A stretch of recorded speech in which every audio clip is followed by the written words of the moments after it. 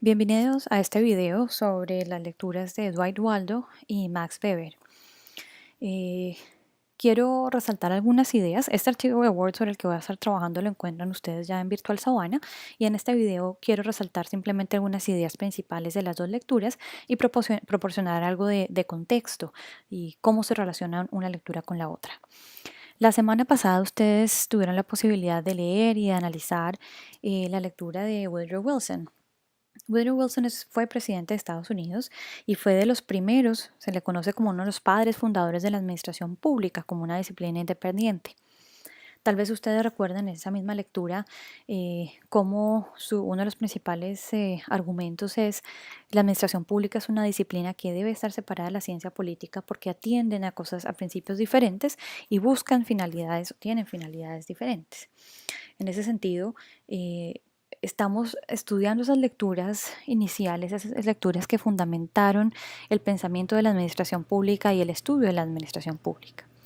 En ese mismo contexto, la lectura de Max Weber, Bureaucracy, es una de las lecturas tal vez fundamentales en la conceptualización de la burocracia y de las organizaciones burocráticas.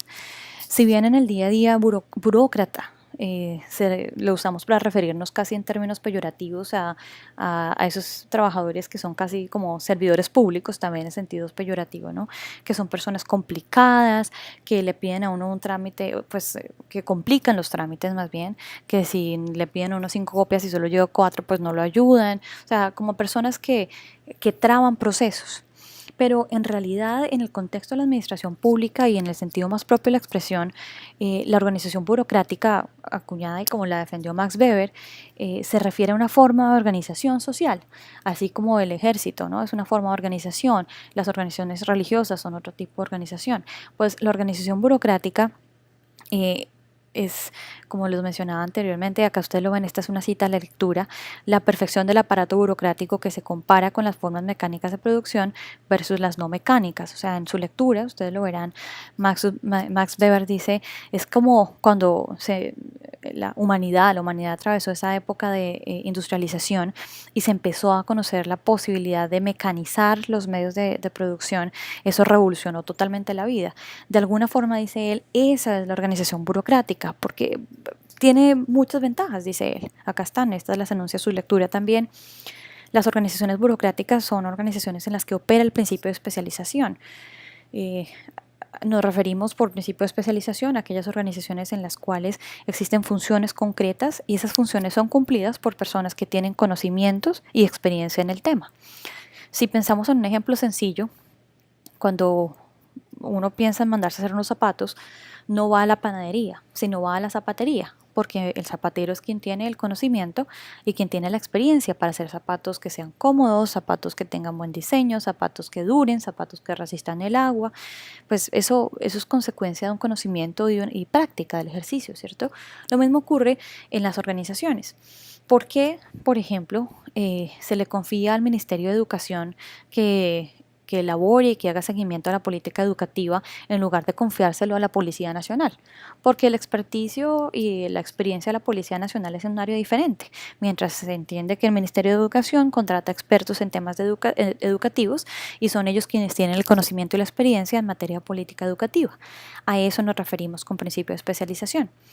Por otro lado, en las organizaciones burocráticas las normas son previsibles, y cuando hay normas previsibles, eso da orden a los procesos y las personas pueden vivir con la tranquilidad de que saben cuáles son las consecuencias, cuál es el siguiente paso, qué va a hacer cuando ocurre A, los siguientes B.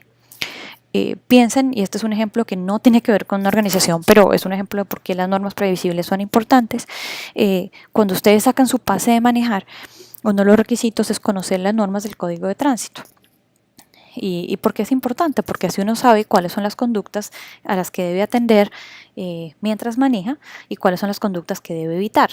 En ese mismo sentido, si yo voy manejando y estoy usando una camiseta roja que al policía de tránsito no le gusta, pues no me puede sancionar por ello, porque las conductas sancionables están en esas normas, en ese código de tránsito que yo previamente conocí. Entonces, por eso las normas previsibles son absolutamente importantes en la sociedad y también funcionan, operan al interior de las organizaciones burocráticas. Lo veremos más adelante. En las entidades públicas, las funciones, los comportamientos están absolutamente reglados, y si bien eso algunas veces es percibido como negativo porque pues eso hace que los comportamientos, que los procesos sean muy lentos, que todo tenga una regla aplicable, también tiene un lado positivo, y es tanto las personas al interior de la organización como la sociedad saben qué pueden esperar de esa entidad pública, saben cómo funciona esa entidad pública, saben quién es el competente de cumplir ciertas funciones. Entonces, por eso estas normas predecibles son una ventaja que viene como parte de las organizaciones burocráticas. También dice Max Weber, las organizaciones burocráticas son la organización perfecta porque en ellas no hay favoritismos. Dice él, incluso la burocracia es deshumanizada, es decir, los servicios públicos se prestan a todo el mundo más allá de cuáles son las características individuales de la persona que recibe el servicio. Y así debería ser en materia de servicios públicos. Piénselo, un servicio público como la justicia, acceso a la justicia, un servicio público como el agua potable. En principio, todas las personas deberían tener acceso al mismo servicio público, a las mismas calidades, más allá de las condiciones de esta persona que reciba del usuario del servicio público. Y dice Max Weber, esta es una máquina resistente, es una máquina que perdura el paso del tiempo. Y en alguna otra lectura Max Weber la compara con un reloj suizo. No sé si ustedes han escuchado esa fama de que los relojes suizos son costosos porque son los más durables, porque tienen las piezas más finas, porque están muy bien articulados. Pues eso mismo es lo que dice Max Weber que ocurre con las organizaciones públicas, pues las organizaciones burocráticas. Y sus procesos están bien definidos, las partes están muy bien definidas, sus procesos están bien articulados y por tanto resisten el paso del tiempo. Un ejemplo de ello es, por ejemplo, en la transición de un gobierno a otro, las entidades públicas siguen funcionando. O sea que miren que eso tiene un aspecto positivo, y es esos procesos administrativos funcionan más allá de quien esté ejerciendo el poder o de quien esté detentando el poder. Y esto también nos conduce a uno de los aspectos por los cuales se critica a Max Weber y su admiración profunda por la burocracia. Miren esta cita, esta es tomada de la lectura. In this respect, one has to remember that bureaucracy is such a precision instrument which can put itself at the disposal of quite varied of interests of domination. ¿Eso qué significa? Dice, pues ese reloj suizo, esa organización burocrática puede estar al mando de diferentes señores. Y aquí por señores no me refiero a conquista ni colonia, ni no me refiero a, puede estar al mando de diferentes formas políticas, bien sea si es un estado democrático, bien sea si es un estado comunista, bien sea que es un estado, cualquier tipo de autoritarismo. O sea, en cualquiera de ellos existe una burocracia, debería funcionar bien. Como lo dijimos, eso tiene unas ventajas, pero también tiene unas desventajas profundas. Más aún, una de las críticas grandes que se le hace a Max Weber es si la burocracia es así de ciega, si la burocracia no atiende a ningún tipo de principio, pues puede venderse al postor o a quien esté de turno como gobernante. Y en su momento, si ustedes lo piensan, un caso extremo, la Alemania nazi. Bajo Hitler había un aparato burocrático que funcionaba bien. Y el ejemplo más macabro es los campos de concentración.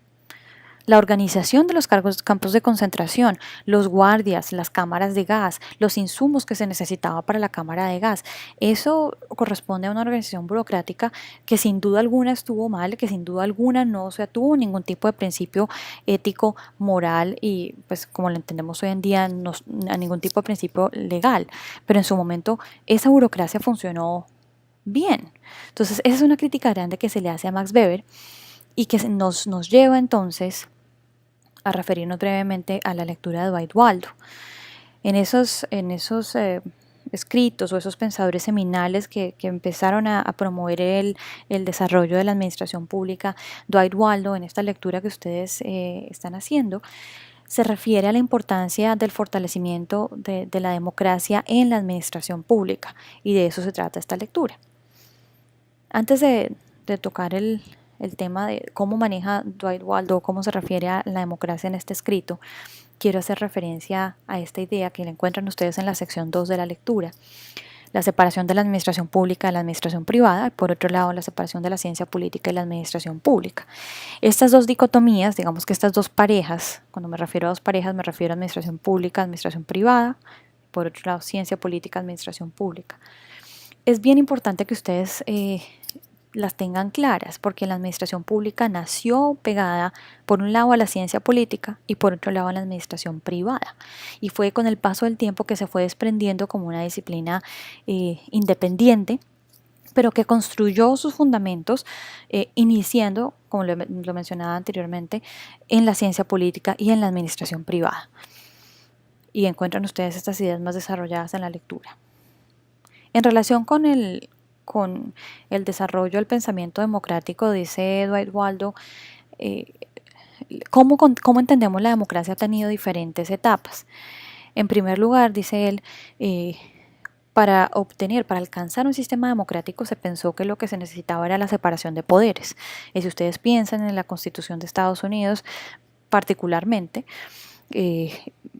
tal vez ustedes lo recuerden en sus clases con el doctor Rodríguez Iturbe, cuando leyeron a Tocqueville, se piensa separación de poderes como el ejecutivo, el legislativo, el judicial, pero también en el sentido del federalismo, partiendo del supuesto que al separar el ejercicio del poder, esos pesos y contrapesos, frenos y contrapesos podrían lograr o evitar excesos en el ejercicio del poder.